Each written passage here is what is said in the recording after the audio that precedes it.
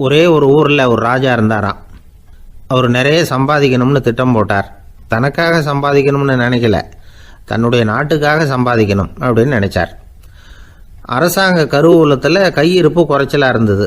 மக்கள்கிட்ட வரி விதிச்சாகணும், வேற வழி இல்லை. ஆனாலும் அந்த ராஜா மக்கள் கஷ்டப்படக்கூடாது அப்படின்னு நினைக்கிறவர். மக்கள் வரியையும் கட்டணும், அதே நேரத்தில் அவங்க சிரமப்படவும் கூடாது. இதுக்கு தகுந்த மாதிரி ஒரு திட்டம் போட்டார். அது பிரகாரம் என்ன பண்ணார்னா, அந்த நாட்டில் ஒரு 3 பெரிய குளங்களை தோண்டினார். அது நிறைய தண்ணீரை நிரப்புனார். அதுக்கப்புறம் எங்கேயோ தேடி பிடிச்சி 3 விதமான மீன்களை கொண்டுகிட்டு வந்தார். அந்த 3 குளங்கள்லையும் விட்டார். அதை ஒவ்வொரு குளத்துலேயும் ஒவ்வொரு விதமான மீன்கள். அந்த மீன்களுக்கு அபூர்வமான ஒரு சக்தி உண்டு. அது எப்படின்னா, அந்த குளத்தில் குளிக்க வர்றவங்களுக்கு அந்த மீன்கள் கடிக்கும் பொழுது வலி ஏற்படுறதில்ல. அதுக்கு பதிலாக மகிழ்ச்சி நிறைந்த ஒரு இனிமையான உணர்வை அவங்க அனுபவிச்சாங்க. அது எப்படின்னா, இந்த முதல் குளத்தில் இருந்த மீன்களால் கடிக்கப்படும் பொழுது ஒரு விதமான இன்ப மயக்கத்தில் திளைச்சிருக்கிறது மாதிரி உணர்வு. இந்த 2வது குளம் இருக்க, அதில் இருக்கிற மீன் கடிச்சதுன்னு வைங்க, மக்களுக்கு எப்படி இருக்கும்னா, கால்களே தரையில் படாமல் அப்படியே ஆகாயத்தில் மிதக்கிறது மாதிரி ஒரு உணர்வு. அதை அனுபவிக்கிறாங்க. 3வது குளத்தில் இருக்கிற மீன் கடிச்சதுன்னா அவங்கெல்லாம் அப்படியே கோடீஸ்வரராக மாறிட்டதாக ஒரு உணர்வு. அதை அவங்களால அனுபவிக்க முடியுது. இப்படி ஒரு அபூர்வமான மீன் அது, அந்த 3 வகை. இப்படி இருந்தால் மக்கள் அந்த குளங்களில் குளிக்கிறதுக்கு ஆசைப்படாமல் இருப்பாங்களா? அதனால் கூட்டம் கூட்டமாக அலமோத ஆரம்பிச்சிட்டாங்க. ஒவ்வொரு குளத்தின் கரையிலேயும் கியூ வரிசையில் நிற்க ஆரம்பிச்சிட்டாங்க. அந்த நாட்டு மன்னர் என்ன பண்ணார்னா, ஒவ்வொரு குளத்தங்கரையிலையும் ஒரு ராஜாங்க அதிகாரியை உட்கார வச்சார். டிக்கெட்டை அடித்து கொடுத்தார். குளிக்க வர்றவங்க கிட்ட ஒரு குறிப்பிட்ட தொகையை கட்டணமாக வசூலிக்க ஆரம்பித்தார். அவ்வளவுதான். அரசாங்க கருவூலம் நிரம்ப ஆரம்பிச்சுட்டுது. ராஜாங்கத்துக்கு தேவையான பணம் கிடைச்சிட்டுது. இது ஒரு கதை. இதை பற்றி என்ன நினைக்கிறீங்க? அதாவது மக்களுக்கு சுமை தெரியாமலே வரி வசூல் பண்ணுறது நல்லது தானே அப்படின்னு நினைப்பீங்க. ஆனால் இன்றைக்கும் உலகத்தில் பல அரசாங்கங்கள் இதே மாதிரி 3 குளங்களை வெட்டி வச்சிருக்குது. மக்களும் அதில் குளிச்சுக்கிட்டு தான் இருக்கிறாங்க. அது எப்படிங்கிறீங்களா? அந்த முதல் குளம் தான் சினிமா தியேட்டர். அதில் குளிக்கிறவங்க தான் ஒரு விதமான இன்ப மயக்கத்தில் திளைச்சிருக்கிறது மாதிரியான உணர்வை அனுபவிக்கிறவங்க. 2வது குளம் தான் சாராய கடை. இந்த குளத்தில் குளிக்கிறவங்க தான் கால்களே தரையில் படாமல் ஆகாயத்தில் மிதக்கிறது மாதிரி உணர்வை அனுபவிக்கிறவங்க. 3வது குளம் லாட்ரி டிக்கெட். இதில் குளிக்கிறவங்க தாங்கள் அப்படியே கோடீஸ்வரர்களாக மாறினது மாதிரி ஒரு உணர்வு, அதை அனுபவிக்கிறவங்க. இன்றைக்கி பல நாடுகள் இந்த குளங்களை பயன்படுத்திக்கிட்டு தான் வராங்க. ஒரு பூவில் வண்டு உட்காருது. அதில் இருக்கிற தேனை வண்டு எடுக்குது. இந்த சமயத்தில் அந்த பூவுக்கு வலிக்குமா? அதுக்கு வலிக்கிறது இல்லை. அந்த பூவோட மலர்ச்சியும் வளர்ச்சியும் குன்றி போகிறதும் கிடையாது. ஒரு ராஜா மக்கள்கிட்ட வரி வசூல் பண்ணும் பொழுது மக்களுக்கு சிரமமும் தெரியக்கூடாது, அதே நேரத்தை அதனால் அவங்க வாழ்க்கையும் கெட்டு போயிடக்கூடாது. அது மாதிரி வரி வசூல் பண்ணணுமா. இது காளிதாசனின் ரகுவம்சத்தில் காணப்படுகிற ஒரு கருத்து. ஒரு சின்ன குழந்தை தவறுதலாக ஒரு 25 காசு நாணயத்தை மூழ்கி விட்டுது. காசு வயத்துக்குள்ளே போயிட்டுது. அந்த குழந்தையோட தாய் உடனே குழந்தைய தூக்கிட்டு ஆஸ்பத்திரிக்கு புறப்பட்டாங்க. அப்போ அந்த பக்கமாக ஒருத்தர் வந்தார் தெருவில். என்ன விவரம்னு கேட்டார். இவங்க சொன்னாங்க, குழந்தை காசை முழுகிட்டுது, அதுதான் அவசரமாக ஆஸ்பத்திரிக்கு தூக்கிட்டு ஓடுறேன் அப்படின்னாங்க. அவர் சொன்னார், கவலைப்படாதம்மா, உடனே இப்படி கொடுங்க குழந்தைய அப்படின்னு கையில் வாங்கினார். ஒரு கையில் அந்த குழந்தையோட கால் 2ஐயும் பிடிச்சி தலைகீழாக தூக்கி பிடிச்சார். இன்னொரு கையால் அந்த குழந்தையோட வயத்தில் குறிப்பாக ஒரு இடத்துல அப்படியே தேடி அந்த சுட்டு விரலால் ஒரு இடத்துல பொட்டுன்னு தட்டினார். உடனே காசு அந்த குழந்தையோட வாய் வழியாக வெளியில் விழுந்துட்டுது. காசை எடுத்துக்கிட்டு இருந்தாங்கம்மா உங்கள் குழந்தை அப்படின்னார். ரொம்ப நன்றிங்க, நிச்சயமாக நீங்கள் ஒரு டாக்டராக தான் இருக்கணும், என்னுடைய யூகம் சரிதானே அப்படின்னாங்களாம் அந்த அம்மா. அதுக்கு அவர், இல்லைங்க, நான் ஒரு இன்கம் டேக்ஸ் ஆஃபீஸர், வருமான வரி அதிகாரி அப்படின்னு சொல்லிவிட்டு போனாராம். ஒரு ஊரில் ஒரு ஞானி இருக்கிறார். ரொம்ப பெரிய ஞானி, ரொம்ப வயசாகிட்டுது. கடைசி காலத்தில் அவர்கிட்ட சில பேர் வந்தாங்க. உங்கள் குரு யார் அப்படின்னு கேட்டாங்க. அவர் நிமிர்ந்து பார்த்தார். எனக்கு ஆயிரக்கணக்கான குருமார்கள் உண்டு, அவங்க பேரெல்லாம் சொல்லணும்னா இந்த காலம் பத்தாது, ஆனால் முக்கியமான ஒரு 3 பேரை பற்றி மட்டும் உங்களுக்கு சொல்கிறேன் அப்படின்னாராம். அப்புறம் சொன்னார், அந்த 3 பேரில் ஒருத்தன் ஒரு திருடன். ஒரு சமயம் ஒரு பாலைவனம் வழியாக நான் போய்கிட்டு இருந்தேன். அப்போது வழி தவறி போய் ஒரு கிராமத்துக்கு போயிட்டேன்.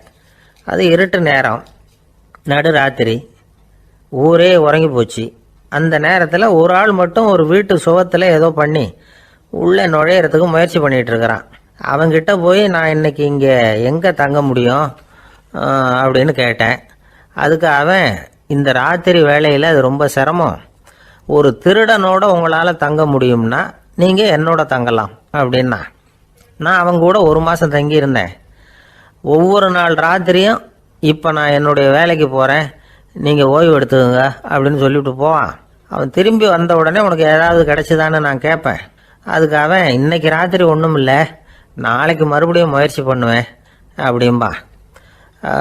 எப்பவும் அவன் நம்பிக்கை இழந்ததே கிடையாது, எப்பவும் சந்தோஷமாகவே இருப்பான். நானும் ரொம்ப காலமாக தியானம் பண்ணிக்கிட்டே இருந்தேன், ஒன்றுமே நடக்கலை. ஆனால் நான் என்ன பண்ணேன் தெரியுமா, மனசு வருத்தப்படும், நம்பிக்கை இழந்துருவேன். அப்போல்லாம் அந்த திருடனுடைய விடாமுயற்சி தான் ஞாபகத்துக்கு வரும்.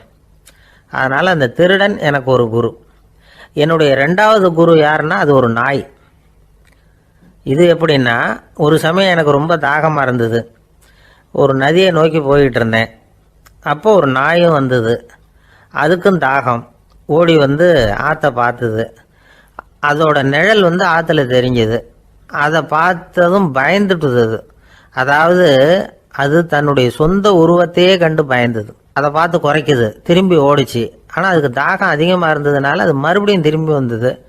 பார்த்தா மறுபடியும் தண்ணியில் நாயோட உருவம் தெரியுது. இப்படி சில தடவை பண்ணிச்சு. இருந்தாலும் கடைசியில் தண்ணியில் குதிச்சுட்டுது துணிஞ்சி. இப்படி குதித்த உடனே அதோட உருவமும் மறைஞ்சுட்டுது. இதை பார்த்தேன்.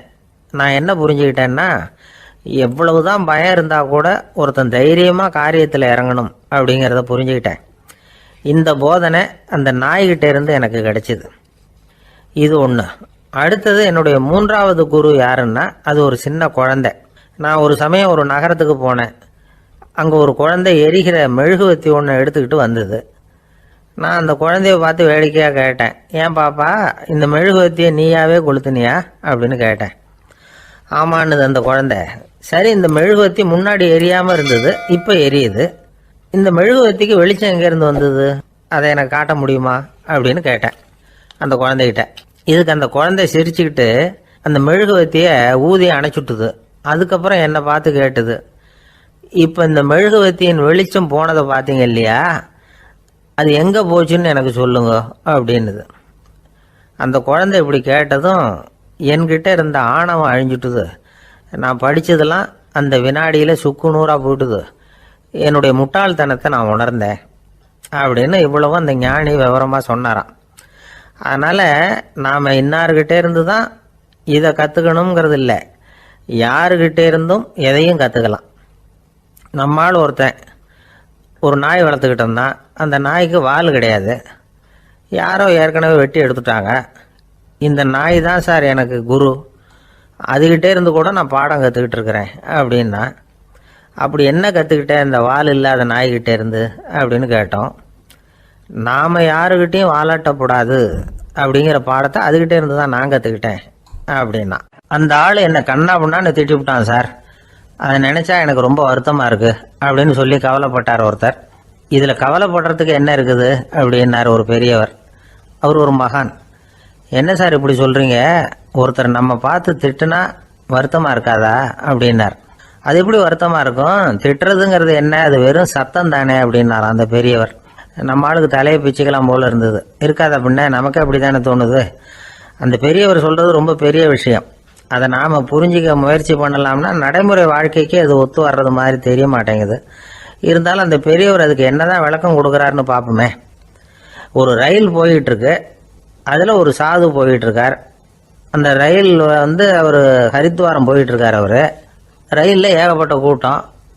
நம்ம ஊர் ரயில் கேட்க வேணும், டிக்கெட் வாங்கிட்டு கொஞ்சம் பேர், வாங்காத கொஞ்சம் பேர். அது என்னத்துக்கு அனாவசியமாக டிக்கெட் அப்படிங்கிற நினப்பில் பாதி பேர். இந்த கூட்டத்துக்கு மத்தியில் அந்த சாதுவும் போயிட்டு இருக்கிறார்.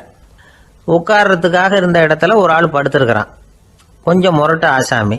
அவன் கால் பக்கத்தில் கொஞ்சோண்டு இடம் பாக்கி இருந்தது. அந்த இடத்துல இந்த சாது உட்காந்துருந்தார். மெதுவாக உட்காந்துக்கிட்டார் போய். ஆனால் அந்த ஆள் ராத்திரி பூரா இவரை காலால் உதச்சிக்கிட்டே இருக்கிறான். அது இவருக்கு ரொம்ப அவமானமாக பட்டது. அதனால் துக்கம் ஏற்பட்டது. இருந்தாலும் அதை ஒரு மாதிரியாக சகிச்சுக்கிட்டே இவர் வந்து சேர்ந்தார். பொழுது விடிஞ்சது. அந்த சாது ஹரித்வார் வந்து சேர்ந்தார். அங்கே ஒரு பெரிய ஞானியை சந்தித்தார். ராத்திரி ரயிலில் அந்த ஆள் உதைச்சதையும் அதனால் தனக்கு ஏற்பட்ட துக்கத்தையும் இந்த சாது அந்த ஞானிகிட்ட சொன்னார். சொல்லிவிட்டு, ஏன் சுவாமி, எனக்கு துக்கம் ஏற்பட்டதே அது தப்பா அப்படின்னு கேட்டார். தவறுதான்னார் அந்த ஞானி. உனக்கு இன்னமும் தேக அபிமானம் போகலைங்கிறது தான் அது காட்டுது. அஷ்டாவக்கிரர் என்ன சொல்றார் தெரியுமா? உண்மையான ஞானி யாராவது தன்னை வந்தனை செய்தால் அதற்காக சந்தோஷப்பட மாட்டார், யாராவது நிந்தனை செய்தால் அதற்காக வருத்தப்பட மாட்டார் அப்படின்னு சொல்றார். நிந்தனைங்கிறது ஒரு ஒலி தான். தேகாபிமானம் இருக்கிற வரைக்கும் இந்த ஒலி நம்மளை வந்து வேதனைப்படுத்தும். நான் தேகம் இல்லை, ஆத்மா அப்படிங்கிற நினைவு இருந்தா இந்த ஒலி நம்மளை பாதிக்காது. மனு என்ன சொல்றார் தெரியுமா? ஒரு சாதகன் பாராட்டுதலை விஷம்னு நினைச்சு பயப்படணும், அவமானத்தை அமிர்தம்னு நினைச்சு சந்தோஷப்படணுங்கிறார். அவமானப்பட்டா கவலைப்படாமல் எப்படி இருக்க முடியும் அப்படின்னு தான் நமக்கு தோணும். அதனால தான் நம்மள யாரும் இதுக்கு உதாரணமாக யாரையும் காட்ட முடியல. புத்தரையும் கபீரையும் உதாரணமாக காட்டுறாங்க. அவங்களுக்கெல்லாம் அவமானம் ஏற்பட்டப்போ கவலையே படலையாம். புத்தரை வந்து அவமானப்படுத்தணுங்கிறதுக்காக கௌசாம்பி ராணி ஒரு இளம் பெண்ணை கொலை பண்ணி சடலத்தை புத்தர் குடிசைக்கு முன்னாடி போட சொன்னார். போட்டாங்க. புத்தர் தான் அந்த பொண்ணை கெடுத்து கொலை பண்ணிவிட்டாருன்னு எல்லாரும் நினைச்சாங்க. ஆனால் புத்தர் இதை பற்றி கவலையே படலை. அப்புறமா உண்மை தெரிஞ்சதும் புத்தர் புகழ் இன்னும் அதிகமாயிட்டது. ஒரு பெரிய சபையில் ஒரு மோசமான பொண்ணு நுழைஞ்சி தனக்கும் கபீருக்கும் சம்பந்தம் உண்டுன்னு சொன்னா கபீர் கவலைப்படலை. அவங்க மாதிரியெல்லாம் நாமளும் இருக்க கற்றுக்கணும். நிந்தனை, அபகீர்த்தி, அவமானம் எல்லாம் ஆண்டவன் கொடுக்குற பிரசாதம்னு நினைக்கணும் அப்படின்னு சொல்றார் அந்த ஞானி. இதை கேட்ட இந்த காலத்து ஆசாமி ஒருத்தர், நான் கூட அப்படிதான் சார், யாராவது அவமானப்படுத்தினா கவலைப்பட மாட்டேன். நேற்று கூட ஒருத்தர் என்ன பலார்னு அரைஞ்சுட்டார், நான் கொஞ்சம் கூட கவலைப்படலை, பேசாமல் வந்துட்டேன்னார். ஏன் அப்படி வந்துட்டீங்க அப்படின்னு. அவர் அரைஞ்சதுலேயும் ஒரு அர்த்தம் இருந்தது, அதனால தான் அப்படி வந்துட்டேன்னார். ஏன் அரைஞ்சாருன்னு கேட்டேன். 10 வருஷத்துக்கு முன்னாடி 15 ரூபா அவர்கிட்ட கடன் வாங்கினேன், அதை கேட்டு கேட்டு பார்த்துட்டு கடைசியாக தான் அரைஞ்சார் அப்படின்னார். ஆண்டவனுடைய பிரசாதம் இவருக்கு அடிக்கடி கிடைக்கும் போல இருக்கு. ஒரு மனிதர், அவர் யாருக்கிட்டே தொலைபேசியில் பேசிகிட்டு இருக்கிறார். கொஞ்சம் தூரத்தில் நாம் நிற்கிறோம். எட்டத்தில் இருந்துக்கிட்டு அவரை கவனிக்கிறோம். அவர் ஃபோனில் பேசுகிறத, அவர் பேசுகிற வார்த்தைகள் என்ன அப்படிங்கிறது நம்ம காதில் விழலை. ஆனாலும் அவர் பேசிக்கிட்டு இருக்கிறது நல்ல செய்தியா கெட்ட செய்தியா அப்படிங்கிறத நம்மளால் யூகிக்க முடியும். மகிழ்ச்சியான செய்தியை பேசும்போது முகம் மலருது, புன்னகை போக்குது. இதில் ஒன்று நீங்கள் கவனிக்கணும். தொலைபேசியில் நாம் பேசுகிறப்போ நம்மோட பேசுகிறவர் எதிரில் இல்லை. அவர் தொலைபேசி வழியாக நம்ம குரலை மட்டும்தான் கேட்க போகிறார், நம்ம முகத்தை அவர் பார்க்க போகிறதில்ல. அப்படி இருந்தும் அப்போ நம்ம முகம் ஏன் மலரணும் அப்படின்னா இதுதான் உடல் மொழி, பாடி லாங்குவேஜ் அப்படின்னு சொல்கிறாங்க. நம்ம அறியாமலேயே நம்ம உடம்பு செய்திகளை தெரிவிக்குது பாருங்க, அதுதான் உடல் மொழி. ஒரு மனிதர் தொலைபேசியில் பேசிக்கிட்டு இருக்கிறத நீங்கள் தூரத்துல இருந்து கவனிச்சுக்கிட்டே அவர் நண்பரோட பேசுகிறாரா, மனைவியோட பேசுகிறாரா, குழந்தையோட பேசுகிறாரா, இல்லை மேல் அதிகாரிகிட்ட பேசுகிறாரா, அல்லது அவருக்கு கீழே பணிபுரிகிறவர்கள்கிட்ட பேசுகிறாரா அப்படிங்கிறத கண்டுபிடிக்கலாம். அதுக்கு காரணம் அவருடைய உடல் மொழி. இந்த உடல் மொழி கூட நம்ம வாழ்க்கையின் முன்னேற்றத்துக்கு பயன்படும். இதை பற்றியெல்லாம் கூட சில நிபுணர்கள் ஆராய்ச்சி பண்ணி பார்த்துருக்குறாங்க. அவங்க சில விவரங்களை சொல்கிறாங்க. குறிப்பாக ஒருத்தர் தன்னுடைய நாற்காலியில் கிட்டத்தட்ட படுத்துக்காத குறையாக உட்காந்துருக்கிறாருன்னு வச்சுக்கோங்க. எதிர இருக்கிறவர் பேசுறது அவருக்கு பிடிக்கலன்னு அர்த்தமா. தலையை சொரிஞ்சிக்கிறது, வேறு வேறு திசைகளில் பார்க்கறது, கொட்டாவி விடுறது, கால்களை மாற்றி போட்டு உட்கார்றது, களைப்பா கை விரல்களை அப்படியே பின்னிக்கிறது, அடிக்கடி கடிகாரத்தை பார்க்கறது, இப்படிலாம் ஒருத்தர் பண்ணிக்கிட்டு இருக்கிறாருன்னா நாம் கூடிய சீக்கிரம் அந்த இடத்த விட்டு எழுந்திரிச்சு வந்துடுறது நல்லது. ஏன்னா இதெல்லாம் அவருடைய சலிப்பு, சோர்வு, ஆர்வமின்மை இதுக்கு அடையாளங்கள். நம்முடைய பேச்சு அவரை சலிப்படைய வச்சுட்டுதுன்னு அர்த்தம். அவர் ரொம்பவும் சோர்ந்து போயிட்டாருன்னு பொருள். நம்முடைய பேச்சில் அவருக்கு ஆர்வம் இல்லைன்னு அர்த்தம். அதே நேரத்தில் நாற்காலியின் நுனியில் அமர்ந்து உடலை முன்னுக்கு நகர்த்தி எதிர இருக்கிறவரின் கண்களை பார்த்துக்கிட்டே பேசினாலும் சரி அல்லது பேச்சை கேட்டாலும் சரி, உங்கள் பேரில் மற்றவங்களுக்கு உள்ள பிடிப்பு அதிகரிக்கும். நாம் எப்படிப்பட்டவருங்கிறத நம்ம உடம்பும் நடை உடை பாவனையும் அடுத்தவங்களுக்கு காட்டி கொடுத்துரும். உங்கள் உடம்பு, உங்கள் பார்வை, நடை, உட்கார்ற விதம், இதை வச்சுக்கிட்டு நீங்கள் வந்து பொறுப்புள்ளவரா, முரடரா, அலட்சியமானவரா, மரியாதை தெரிஞ்சவரா, அடக்கமானவரா, நம்பிக்கைக்கு உரியவரா, நாணயம் இல்லாதவரா, பயந்தவரா, திறமசாலியா, அப்பாவியா அப்படிங்கிறதையெல்லாம் கண்டுபிடிச்சிடலாம். அதனால் இந்த உடல் மொழியை புரிஞ்சுக்கிட்டு நம்மளை கொஞ்சம் சரிப்படுத்திக்கிட்டோம்னா வாழ்க்கையில் சுலபமாக பல காரியங்களை சாதிக்க முடியும். ஒரு மனநல மருத்துவமனை, அங்கே ஒருத்தர் ஒரு நாற்காலியில் உட்காந்துக்கிட்டு கார் ஓட்டுறது மாதிரி அப்படி பாவனை பண்ணிகிட்டு இருந்தார். ஸ்டியரிங்கை திருப்புறது மாதிரி, பின்னாடி வர்ற வண்டியை நிற்க சொல்கிறது மாதிரி, அப்புறம் இவர் ஒதுங்கிக்கிட்டு அவருக்கு வழி விடுறது மாதிரி, இப்படிலாம் சேட்டைகள் பண்ணிக்கிட்டு இருந்தார் மனநல மருத்துவமனையில். இதை பார்த்துக்கிட்டு இருந்த ஒருத்தர் பக்கத்தில் இருந்த இன்னொருத்தர்கிட்ட கேட்டார், இவர் ஏன் இப்படி பண்ணுறாரு, இவருக்கு ஏன் அப்படி வந்தது நிலைமை அப்படின்னு சொல்லி அவர் விசாரித்தார். அப்போ அவர் விவரம் சொன்னார். வேற ஒன்றும் இல்லைங்க, இவருக்கு வந்து கார் ஓட்டணும்னு ஆசை ரொம்ப காலமாக, அது நிறைவேறாமல் போயிட்டுது. அதுக்கப்புறம் அவர் மனநோயாளியை மாறிட்டார். இங்கே அழைச்சிட்டு வந்தாங்க. இங்கே அழைச்சிட்டு வந்ததுலேருந்து அப்படி தான் பண்ணிகிட்டு இருக்கிறார். அவர் கார் ஓட்டுறது மாதிரிலாம் பாவனை பண்ணிகிட்டு இருப்பார், திருப்புறது மாதிரி பண்ணுவார், பின்னாடி வர்றவங்களுக்கு இடம் விடுவார், இப்படிலாம் செய்கிறார் அப்படின்னு விவரம் சொன்னாங்க. நீங்கள் சொல்லப்படாதா, இப்போ நீங்கள் கார் ஓட்டலை, வெறும் நாற்காலியில் தான் உட்காந்துருக்குறீங்க அப்படின்னு நீங்கள் சொல்லப்படாதா அவருக்கு அப்படின்னு கேட்டாங்க. அது முடியாதுங்க, ஏன்னா அந்த காரை கழுவுறதுக்காக அவர் தினமும் எனக்கு 10 ரூபா கொடுத்துக்கிட்டு இருக்கிறார் அப்படின்னாராம் அங்கே வேலை செஞ்சுக்கிட்டு இருந்த ஒருத்தர். அதனால் வாழ்க்கையில் வந்து நாம் வந்து இந்த உடல் மொழியை புரிஞ்சுக்கணும். உடல் மொழிங்கிறது இப்போ ஆரம்பத்தில் சொன்னது மாதிரி அந்த தொலைபேசியில் பேசுகிறவங்கள தூரத்திலேருந்து பார்த்தாவே அவர் யாருக்கிட்ட பேசுகிறார், என்ன பேசுகிறாருன்னு தெரியும். நம்ம முகத்தை வந்து நல்லா வச்சுக்கணும். உடல் மொழியை நம்ம புரிஞ்சுக்கிட்டு பயன்படுத்த ஆரம்பித்தோம்னா எந்த முயற்சி பண்ணினாலும் அதில் வெற்றி நிச்சயம். இந்த உலகத்தில் எல்லாம் தரக்கூடியது தான், இருந்தாலும் காது கேட்காதவங்களுக்கு இந்த இசை எப்படி இன்பம் தர முடியும்? அதனால் இது சரியில்லைன்னு விட்டார். அடுத்தபடியாக போனார். அங்கே என்ன வச்சுருக்குறாங்கன்னு பார்த்தா ஒரு அழகான மயில் அங்கே தோகை விரித்து ஆடிக்கிட்டு இருக்குது. இந்த மயிலோட ஆட்டம் வந்து மனசுக்கு இன்பம் தரக்கூடியது தான், இருந்தாலும் பார்வை இல்லாதவங்க இந்த ஆட்டத்தை பார்த்து ரசிக்க முடியுமா? முடியாது. அதனால் இதுவும் சரியில்லை அப்படின்னு சொல்லிவிட்டார். அதுக்கு அடுத்தபடியாக போனார்.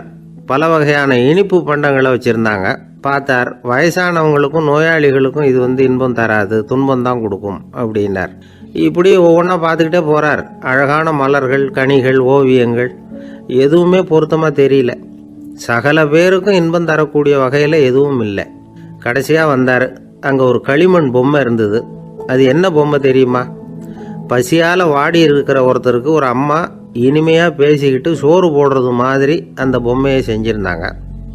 அதுக்கு கீழே அன்பு அப்படின்னு எழுதியிருந்ததுதான். ராஜா பளிச்சுன்னு ஒரு முடிவுக்கு வந்தார். அந்த பொம்மையை செஞ்ச சிற்பியை வரவழைச்சார், பரிசு கொடுத்தார். அன்பு ஒன்று தான் எல்லாருக்கும் இன்பம் அளிக்கக்கூடிய பொருள். காது கேட்காதவங்களும் அதை கேட்க முடியும், பார்வை இல்லாதவங்களும் அதை பார்க்க முடியும், குழந்தைகளும் அதை உணர முடியும் அப்படின்னு அதுக்கு விளக்கம் கொடுத்தார் அந்த மன்னர். இந்த உலகத்தில் எல்லாருக்கும் மகிழ்ச்சி தரக்கூடிய ஒரு பொருள் அன்பு தான். அதை புரிஞ்சுக்கிட்டு தான் சில கணவன்மார்கள் மனைவி பேரில் ரொம்ப அன்பை காட்டிக்கிறது வழக்கம். ஒரு வீட்டு வாசப்படி பக்கம் ஊரில் ஒரு ராஜா இருந்தார். அவர் ஒரு பூனை வளர்த்தார். ரொம்ப செல்லமாக அவர் அந்த பூனையை வளர்த்தார். அவர் என்ன பண்ணுவார் தெரியுமா? இரவு நேரத்தில் அந்த பூனையோட தலையில் ஒரு விளக்கை வச்சுருவார். அந்த பூனை ரொம்ப ஜாக்கிரதையாக அந்த விளக்கு கீழே விழுந்துடாமல் பார்த்துக்கும். தலையை ஆட்டாமல் ரொம்ப நிதானமாக ராஜா பின்னாடி நடந்து போய்கிட்டே இருக்கும். அந்த விளக்கு வெளிச்சத்தில் எல்லா வேலைகளையும் செஞ்சுருவார். கையில் ஒரு விளக்கை தனியாக எடுத்துகிட்டு போக வேண்டிய அவசியமே இல்லை. விளக்கை தூக்கிட்டு போகிற வேலையை அந்த பூனை பார்த்துக்கும். அதனால் ராஜாவுக்கு அந்த பூனை மேலே ரொம்ப பிரியம். மந்திரிகளையெல்லாம் கூப்பிட்டு அவங்கக்கிட்ட சொல்லுவார், பார்த்தீங்களா இந்த பூனை எவ்வளவு விசுவாசமாக நடக்குது, என் பேரில் எவ்வளவு மரியாதை பார்த்தீங்களா அதுக்கு அப்படிம்பார். இதை கேட்டுவிட்டு அங்கேருந்து அமைச்சர்களில் ஒருத்தர் சொன்னார், மன்னா நீங்கள் சொல்கிறது சரிதான், இருந்தாலும் இந்த பூனையோட விசுவாசத்தை நாம் கொஞ்சம் சோதித்து பார்க்க வேண்டியிருக்கு அப்படின்னாராம்.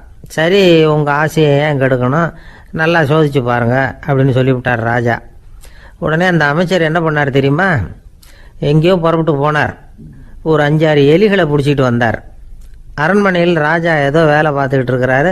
பக்கத்தில் அந்த பூனை ரொம்ப பணிவாக நின்றுக்கிட்டு இருக்குது. அது தலையில் விளக்கு எரிஞ்சிக்கிட்டு இருக்கு. அமைச்சர் தான் பிடிச்சிட்டு வந்த எலிகளை அந்த பூனை பார்வையில் படுறது மாதிரி எதிரில் விட்டார். அந்த எலிகள்லாம் அங்கேயும் இங்கேயும் ஓட ஆரம்பிச்சிது. அதை பார்த்தது பூனை. அவ்வளவுதான், தலையில் இருக்கிற விளக்கை பற்றியும் கவலைப்படலை, ராஜாவை பற்றியும் கவலைப்படல. ஒரே பாய்ச்சலாக பாஞ்சு எலிகளை துரத்த ஆரம்பிச்சுட்டுது. தலையில் இருந்த விளக்கு எங்கேயோ போய் விழுந்தது, அணைஞ்சு போச்சு. இருட்டில் ராஜா தடுமாற ஆரம்பிச்சுட்டார். இந்த சமயத்தில் அந்த அமைச்சர் மறுபடியும் விளக்கை ஏற்றினார். வெளிச்சம் வந்தது. அதுக்கப்புறம் அந்த அமைச்சர் பேசினார். அரசே, பூனையோட விசுவாசத்தை பார்த்தீங்களா? எலி அது கண்ணில் படுற வரைக்கும் தான் விசுவாசமாக இருந்தது. அது மாதிரி எலியை பார்த்ததும் எல்லாத்தையும் விட்டுட்டு அதை துரத்த ஆரம்பிச்சுட்டு பார்த்தீங்களா? தான் அந்த பூனையை பற்றி நினச்சது தப்புங்கிறது அதுக்கப்புறம் தான் அந்த ராஜாவுக்கு புரிஞ்சுதான்.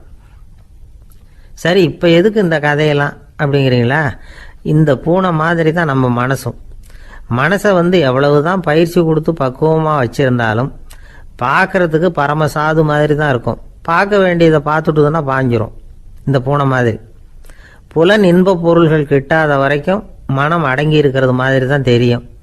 கொஞ்சம் வாய்ப்பு கிடைச்சாலும் அது குதிக்க ஆரம்பிச்சிடும், தப்பு பண்ண ஆரம்பிச்சிடும். பெரிய பெரிய முனிவர்கள் வாழ்க்கையில் நடந்த வீழ்ச்சி இதை தான் நிரூபிக்குது. புலன்களின் ஆற்றல் அதிகம், அதனால் மனக்கட்டுப்பாடு பயிற்சிகளில் ரொம்ப எச்சரிக்கையாக இருக்கணுங்கிறார் சுவாமி சிவானந்தர். மது பழக்கத்தையே விட்டுவிட்டேன்னு உறுதியாக இருப்பான். கடை கண்ணில் பட்டுவிட்டுதுன்னா கால் அவனை கேட்காமலே இழுத்துக்கிட்டு உள்ளே போயிடும். இதுதான் மனசுங்கிறது. அதுதான் அந்த ராஜா வளர்த்த பூனை. நம்மால் ஒருத்தன் அந்த ராஜா பூனை தலையில் விளக்க வச்சது மாதிரி இவன் தன்னுடைய தலையிலேயே ஒரு விளக்கை ஏற்றி வச்சுக்கிட்டு என்னத்தையோ தேட ஆரம்பித்தான். தேடிக்கிட்டு இருக்கிறான். தலையை ஆட்டாமல் நிதானமாக நடந்து ரொம்ப நேரமாக தேடிட்டு இருக்கிறான். அந்த சமயம் அங்கே வந்த ஒருத்தர், என்னத்தை தேடுறீங்கன்னு கேட்டார். அதுதான் மறந்து போச்சு அப்படின்னு இழுத்தான். சரி, கொஞ்சம் இப்படி உட்காருங்க, ஞாபகம் வந்ததும் தேட ஆரம்பிக்கலாம் அப்படின்னார் அவர். இவன் கொஞ்ச நேரம் உட்காந்து யோசித்தான். அப்புறம் திடீர்னு எழுந்திரிச்சான். ஞாபகம் வந்துட்டுதுன்னா. என்னன்னு கேட்டார்.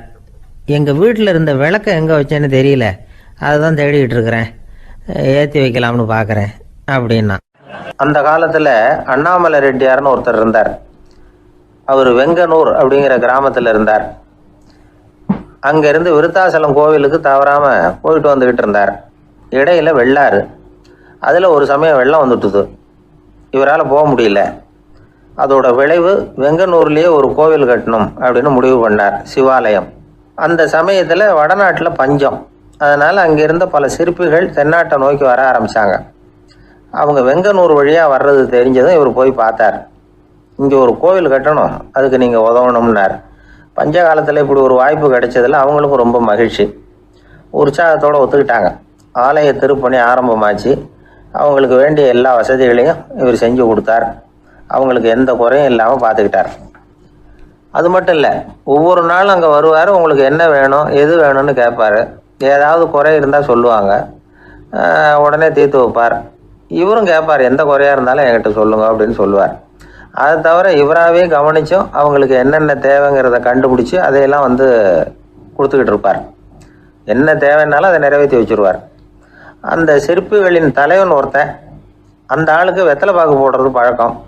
இதை தெரிஞ்சுக்கிட்டு அதுக்காகவே ஒரு ஆளை ஏற்பாடு பண்ணார். வேணுங்கிறப்போலாம் நீ வெத்தலை சிவல் மடித்து கொடுக்க வேண்டியது உன் வேலை அப்படின்னு ஒருத்தனை ஏற்பாடு பண்ணிட்டார். இப்படியெல்லாம் செஞ்சதும் அவங்களுக்கும் ரொம்ப உற்சாகம். ரொம்ப பொறுப்பாக சிற்ப வேலைகளை செஞ்சுக்கிட்டு இருக்கிறாங்க. ஒரு நாள் என்னாச்சு தெரியுமா? அந்த சிற்பிகளின் தலைவன் ரொம்ப நுணுக்கமாக ஒரு வேலையை செஞ்சுக்கிட்டு இருக்கிறான். சாரம் போட்டு அது மேலே படுத்துக்கிட்டு அண்ணாந்து பார்த்து உச்சியில் நுணுக்கமான சிற்பங்களை உருவாக்கிக்கிட்டு இருக்கான்.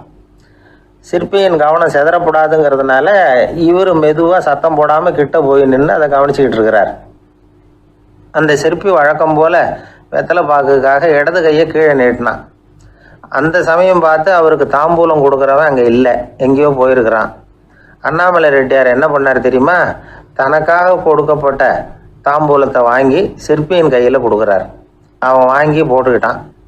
இது என்ன இன்னைக்கு வெத்தலை சீவல் வேறு மாதிரி இருக்குது, வாசனை தாம்பூலமாக இருக்குது அப்படின்னு யோசனை பண்ணிவிட்டு கீழே திரும்பி பார்க்குறார். பார்த்தா ரெட்டியார் மறுபடியும் சிற்பி கை நீட்டும் பொழுது கொடுக்கறதுக்காக தாம்பூலத்தை மடித்து வாங்கி வச்சுக்கிட்டு தயாராக நிற்கிறார். சிற்பிக்கு அதிர்ச்சி. உடனே பொத்துன்னு கீழே குதிச்சான். ஐயா, என்ன இது நீங்களா அப்படின்னா. இவர் சொன்னார், நான் ஒன்றும் தப்பு பண்ணலையே, உன்னுடைய கை புண்ணியம் செஞ்ச கை, கோயில் கட்டுற கை, அந்த கைக்கு தாம்பூலம் கொடுக்கறதுல என்ன தப்பு அப்படின்னாராம். ஏற்கனவே பஞ்சத்தில் அடிபட்டு வந்த எங்களை நீங்கள் ஆதரித்ததே பெரிய விஷயம். இந்த செயல் என்னை ஒரு பெரிய கடனாளி ஆகிவிட்டது. ஐயா, எங்களுக்கு உணவு உடை இதை மட்டும் நீங்கள் கொடுத்தா போதும், ஊதியம்னு எதுவும் வாங்க மாட்டோம் அப்படின்னு நானும் அந்த சிற்பி எவ்வளோ வற்புறுத்தியும் எதுவும் வாங்கிக்கலையாம். இந்த செய்தியை தமிழ் தாத்தா டாக்டர் ஊவேசா சொல்லியிருக்கிறார். அந்த காலத்தில் எப்படிப்பட்டவங்கெல்லாம் வாழ்ந்துருக்கிறாங்க பாருங்க. இந்த காலத்தில் ஒருத்தர் கோவில் கட்டினார், வேலை செய்கிற எல்லாருக்கும் சாப்பாடு போடுவார். சிற்ப வேலை செஞ்சுட்டு சாப்பிட வர்ற ஒவ்வொருத்தர் கையையும் அன்பாக பிடிச்சி முத்தம் கொடுத்து உள்ளே அனுப்புவார். அந்த கைகளுக்கு நீங்கள் கொடுக்குற மரியாதையா அது அப்படின்னு கேட்டாங்க. அது இல்லைங்க, ஏற்கனவே முதல் பந்தியில் சாப்பிட வந்தவன் மறுபடியும் வர்றானான்னு கண்டுபிடிக்கிறதுக்காக கையை பிடிச்சி மோந்து பார்க்குறேன் அப்படின்னாராம் அவர். அமெரிக்க ஜனாதிபதி ஆப்ரஹாம் லிங்கன் ஒரு நாள் தன்னோட கோச்சு வண்டியில் தலைநகரான வாஷிங்டனுக்கு போயிட்டு இருக்கிறார். கோச்சு வண்டி ஒரு சாலையில் போயிட்டு இருக்கு. அந்த சாலைக்கு ஒரு பக்கத்தில் பயங்கரமான சதுப்பு நிலம். சதுப்பு நிலம்னா அது புதைகுழி, புதை மணல்ங்கிறோம்ல, அது மாதிரி. அந்த சதுப்பு நிலத்தில் யாராவது மாட்டிக்கிட்டா அவ்வளவுதான், ஆளை கொஞ்சம் கொஞ்சமாக உள்ள அமுக்கிவிடும், தப்பிச்சு கரையிறது கஷ்டம். அப்படிப்பட்ட நிலம் அது. ஆப்ரஹாம் லிங்கன் ஏதோ ஒரு முக்கியமான அரசாங்க வேலையாக போயிட்டு திரும்பி வந்துட்டு இருக்கிறார். அதனால் அந்த சமயத்தில் அவர் விலை உசந்த ஆடைகளை அணிஞ்சிருக்கிறார். அப்படி அவர் அந்த கோச்சு வண்டியில் வந்துகிட்டு இருக்கிறாரு. அந்த சமயத்தில் ஒரு காட்சி அவர் கண்ணில் போட்டுவிட்டது. என்ன தெரியுமா? ரோட்டுக்கு பக்கத்தில் இருந்த சதுப்பு நிலத்தில் ஒரு இளம் பன்றி குட்டி சிக்கிக்கிட்டு தவிச்சிக்கிட்டு இருக்குது, பரிதாபமாக கத்திக்கிட்டு இருக்குது. அதை பார்த்தார் லிங்கன். அவருக்கு என்ன மாதிரி ஆயிட்டுது. உடனே வண்டியை நிறுத்த சொன்னார், கீழே இறங்கினார். தன்னோட விலை உசந்த ஆடைகளை பற்றி லட்சியம் பண்ணவே இல்லை. தனக்கே ஆபத்து வரலாம்ங்கிறத பற்றியும் கவலைப்படலை. தான் ஒரு குடியரசுத் தலைவருங்கிறத பற்றியும் அவர் நினச்சி பார்க்கல. நேராக அந்த சதுப்பு நிலம் பக்கமாக போனார். அந்த சேத்துல இறங்கி பன்றிக்குட்டியை காப்பாற்றி கரைக்கு கொண்டுட்டு வந்து சேர்த்துட்டார். அதுக்கப்புறம் நிம்மதியாக கோச்சு வண்டியில் ஏறி வெள்ள மாளிகைக்கு வந்து சேர்ந்தார். ட்ரெஸ்ஸு, உடம்பு பூரா சேரு சகதி. பார்க்குறவங்களுக்கெல்லாம் ஆச்சரியமாக போச்சு. அவங்களுக்கு ஒன்றும் புரியல. இவர் நேராக ட்ரெஸ்ஸு மாற்றிக்கிறதுக்காக போனார். கோச்சு வண்டி ஓட்டிகிட்டு வந்தவங்கிட்ட போய் எல்லாரும் கேட்டாங்க என்ன ஆச்சு அப்படின்னு. அவர் வர்ற வழியில் நடந்த விவரத்தை சொன்னார். ஆப்ரஹாம் லிங்கனுடைய இந்த இறக்க குணத்தை எல்லாரும் பாராட்டினாங்களாம், புகழ்ந்தாங்களாம். ஆனால் இதுக்கு லிங்கன் என்ன பதில் சொன்னார் தெரியுமா? தயவு பண்ணி இந்த புகழ்ச்சியான பேச்சையெல்லாம் ஒதுக்குங்க, அதெல்லாம் வேணாம். அந்த சின்ன பிராணி சகதியில் மாட்டிக்கிட்டு துடிச்சிக்கிட்டு இருந்தது, அதை பார்த்தேன். உடனே என்னுடைய இதயத்தில் ஒரு முள்ளு தைச்சது மாதிரி ஒரு உணர்வு.